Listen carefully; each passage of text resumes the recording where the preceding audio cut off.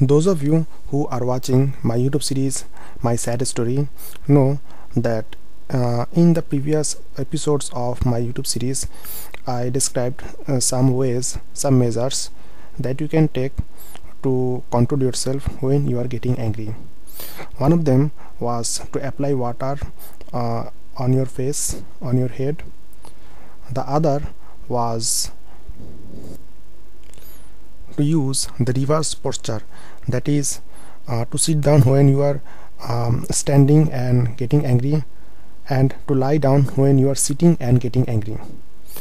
Now these methods works in those places where you are alone, but let's consider this situation when you are having a vehement quarrel with someone, and you are feeling that your anger level is rising. Now at that particular moment, it is not just possible for you to lie down on bed or just go into the bathroom and apply some water into your face. Is there any solution in that kind of situation? Yes, my friend, there is one blockbuster solution, and it really works wonder. Now I am going to tell you about this solution by which you will not only be able to keep yourself cool and calm in a quarrel, but also will be able to force your opponent to remain cool and calm, and by doing this you will make sure that nothing drastic will happen in between your argument. Now before I give you the solution, let us first analyze what really happens when two parties are arguing or quarreling. Both of the parties involved in a quarrel thinks that their position, their argument, the way they are looking into the matter is correct, and they get frustrated to see that the other party just can't get the message, and this really makes them angry, and they start to raise their voice.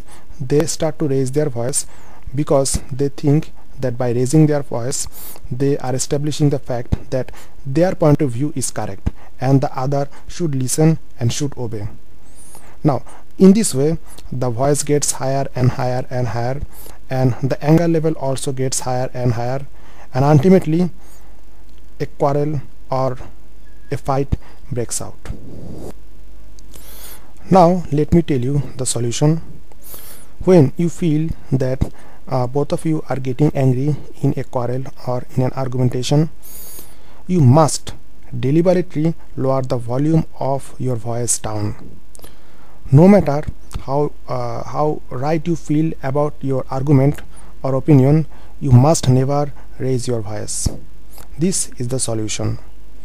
Now you might think that there are some problems associated with this solution. Let us discuss those points now. Now by lowering your voice, you may have the idea that the other person will think that your viewpoint or your opinion is wrong or is inferior. You might think that by lowering your voice you are giving that person an edge. You may think that as that person is continuing to raise his voice, he may win the battle. But dear friend, these are wrong perception.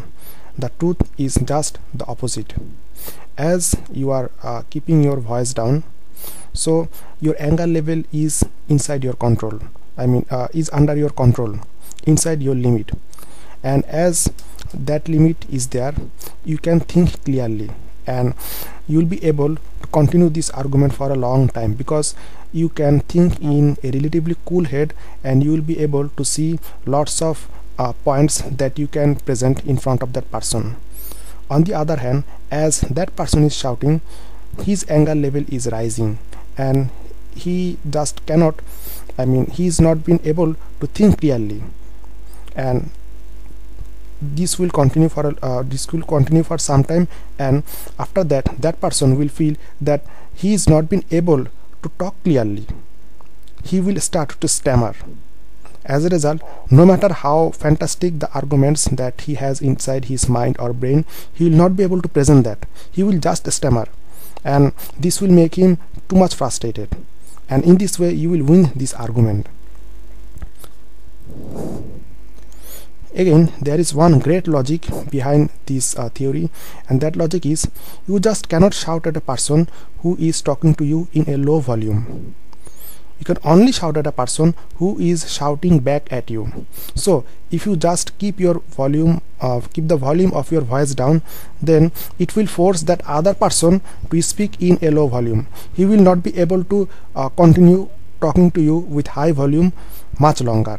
He will definitely be forced to put his volume down, and as two of you will lower your volume down, two of you will be able to control your anger, and it will also present another benefit, and that is whatever you two are arguing about will remain inside the room.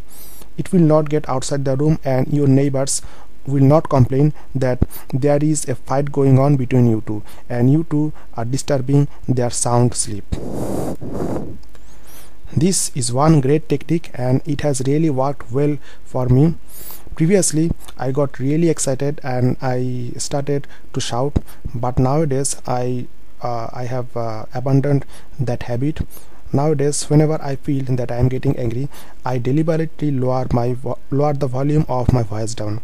At first it was a little difficult for me, but now it has become easy, and in this way I am winning each and every argument that is presented in front of me, because the other person who is talking to me really gets angry very easy, and then that person starts to stammer, and he just cannot present the logic that is inside him, and I continue to present the logic that is inside me, and as I'm continuing to present my logic, whereas he is stammering, he easily loses the argumentation. Now there is one thing that I would like to remember, like you to remember and like to make clear, that in an argumentation one party seldom wins, because nothing this argumentation is not a solution for a problem.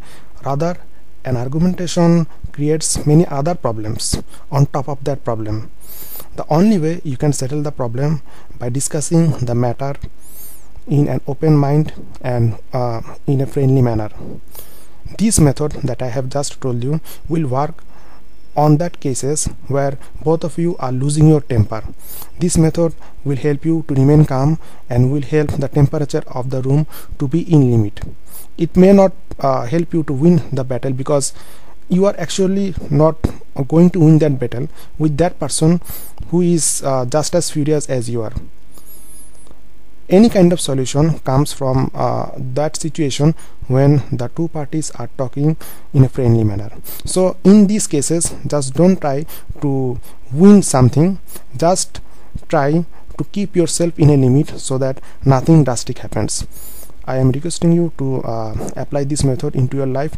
At first it may be difficult, but if you try to keep if you just practice it for some days, then it will really work and it will really do wonders in your life.